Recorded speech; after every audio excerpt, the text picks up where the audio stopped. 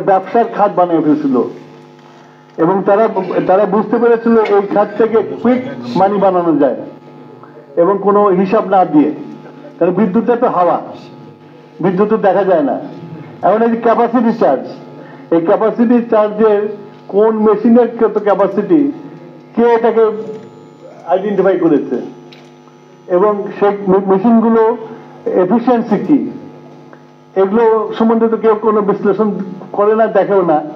সুতরাং এই ক্যাপাসিটি চার্জের নামে অনেক টাকা বের করে নিয়ে যাওয়া যায় এবং তাই বের করে নিয়ে গেছে তারা। আর সবচেয়ে বড় যেটা আমি এদের গাফিলতি দেখেছি, যে আমাদের একটা নীতি ছিল, আমাদের সময় যে আমরা যে মাস্টার প্ল্যান করেছিলাম সেখানে ছিল যে উৎপাদনটা আমরা আমাদের নিজেদের হাতে রাখবো, সরকারের হাতে থাকবে, বিতরণ এবং ট্রান্সমিশনটা আমরা প্রাইভেট করে দেব।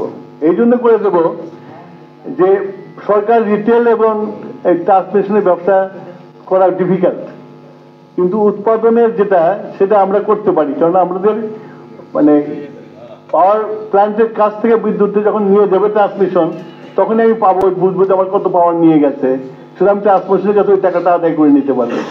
সেটা না করে তারা উল্টো করেছে, ডিস্ট্রিবিউশন এবং এটা নিজেদের মতো করে কোম্পানি বানিয়েছে আর ট্রান্সমিশনের কোনো কিছুই করে নাই। যার ফলে হয়েছে কি, ওই যে ট্রান্সমিশন কম থাকাতে ক্যাপাসিটি চার্জ করার আরো সুযোগ বেশি বেড়ে গেছে, যার ফলে এটা লুট করেছে। কিন্তু আমাদের আমলে যেটা আমরা যে প্ল্যান পরিকল্পনা, 5 বছর তো ছিলাম আমরা মাত্র, পরিকল্পনা তৈরি করতে তো আমাদের 2 বছর চলে গেছে, তারপর তো ইমপ্লিমেন্টে লিখেছি আমরা। এরা 16 বছরে যেটা ওইটা দেখে আমাদের আমলে ছিল যে 60% power station will remain with the government. এটা ওয়ার্ল্ড ব্যাংকের সাথে আমাদের সাথে এটা চুক্তি হয়েছিল, আর 40% চলে যাবে প্রাইভেটে। এখন কিন্তু উল্টো হয়ে গেছে, এখন 80% এখন প্রাইভেটে, 40% 20% গভর্নমেন্টে, সেগুলোও চালায় না। এবং আমাদের যে বড় বড় পাওয়ার এস্টাবলিশমেন্ট গুলো আছে সরকারের মালিকানায়, এগুলোর কোনো কিছু করা হয়নি। এগুলো না এক্সটেনশন করা হয়েছে, না রিনোভেশন করা হয়েছে, কিচ্ছু করে না। এগুলোকে আইডিয়াল ফেলে রেখে প্রাইভেটের উপরে ছেড়ে দিয়ে তারা এই পয়সাগুলো কামাই করে নিয়ে চলে গেছে এবং আলটিমেটলি জনগণকে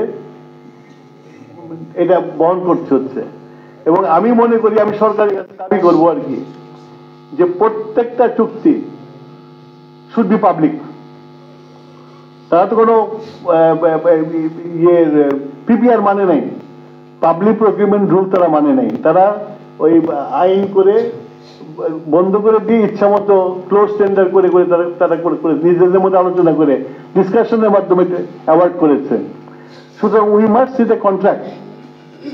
তারা কিভাবে কন্ট্রাক্ট গুলো করেছে এটা তো পাবলিক করেছে। আমি তো মনে করি যে বর্তমান অন্তর্বর্তী সরকারের প্রথম কাজ হলো জনগণের কাছে এই কন্ট্রাক্ট গুলো উন্মুক্ত করে দেওয়া, কারণ এটা তো পিপিআর এর অধীনে কেনা হয়নি, উইদাউট টেন্ডারে কেনা হয়েছে। সুতরাং উই মাস্ট পাবলিকদের জানা উচিত তো যে পাবলিকের টাকায় যে তোমার টেন্ডার করলাম না, কিনলা, সেটার কি, এটা কি ক্লজ আছে এটা আমরা জানি না, এটা দেখা উচিত।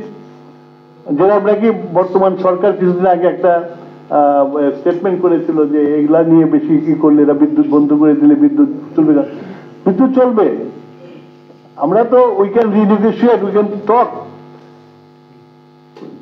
আমরা তো বন্ধ করতে চাচ্ছি না, আমরা জানতে চাচ্ছি এবং ওখান থেকে ওই আলোচনাটা করে ওই টেন্ডার ডকুমেন্ট হলে আমরা আলোচনা করে আমরা সাজেস্ট করতে পারি যে এই ক্লজ গুলো ঠিক নেই, ক্লজ গুলো আপনারা আলোচনা করেন।